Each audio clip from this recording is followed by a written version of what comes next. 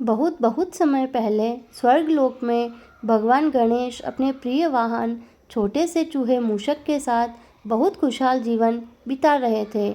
मूषक उनसे बहुत प्रेम करता था और गणेश जी भी हमेशा उसकी देखभाल करते थे। वे जहाँ भी जाते मूषक उनके साथ होता। दोनों की दोस्ती अटूट थी।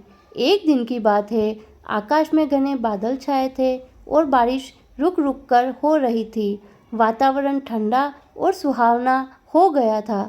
गणेश जी बोले, मूषक, क्यों न आज हम धरती लोक की सैर करें? तुम्हें कितने दिनों से बाहर घुमाया नहीं। मूषक खुशी से उछल पड़ा। हाँ गणेश जी, बहुत अच्छा सुझाव है, चलिए। दोनों धरती लोक पहुँचे और वहाँ की सुंदरता देखकर मंत्रमुग्ध हो गए। हरे भरे खेत, खिलते फूल, बच्चों की हंसी और कहीं कहीं पकवानों की खुशबू से वातावरण महक रहा था। चलते चलते वे एक छोटे से गांव में पहुंचे। गांव में एक मेले का आयोजन हो रहा था। चारों ओर रंग बिरंगे झूले, मिठाइयाँ, खिलौने और कई प्रकार के खेल चल रहे थे। मूषक मेला देखकर बहुत उत्साहित हो गया। गणेश जी, क्या हम थोड़ी देर मेला देख सकते हैं? मूषक ने विनम्रता से पूछा। गणेश जी ने हंसकर कहा, क्यों नहीं, पर हम अधिक समय नहीं रुक सकते। सूरज डूबने से पहले लौटना होगा। मेला घूमते समय गणेश जी की नज़र एक बड़ी सी दुकान पर पड़ी, जहाँ एक सुनहरा चमचमाता केसर और सूखे मेवों से भरा लड्डू बड़ी थाली में रखा था। मूषक की आंखें भी उस लड्डू पर टिक गई। वह लड्डू उसके जितनी ऊंचाई का था।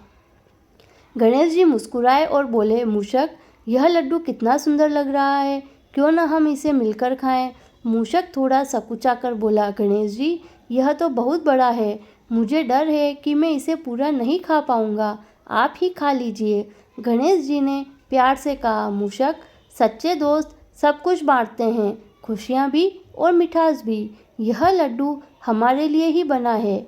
गणेश जी ने दुकानदार को आशीर्वाद दिया और लड्डू लिया। फिर वे दोनों पास ही एक तालाब के किनारे बैठ गए।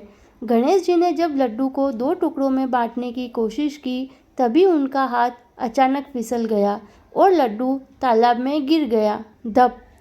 मूषक की आंखें भर आई। उनकी पसंदीदा मिठाई पानी में चली गई थी।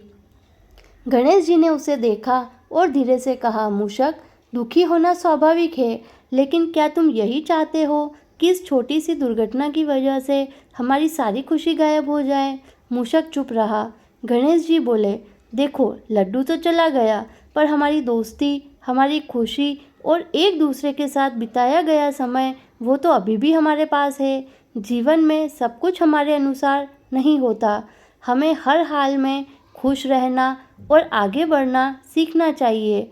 मूषक को धीरे धीरे बात समझ में आने लगी। उसने आंसू पोंछे और बोला, गणेश जी, आप सही कह रहे हैं, मैं फिर से मुस्कुराना चाहता हूँ।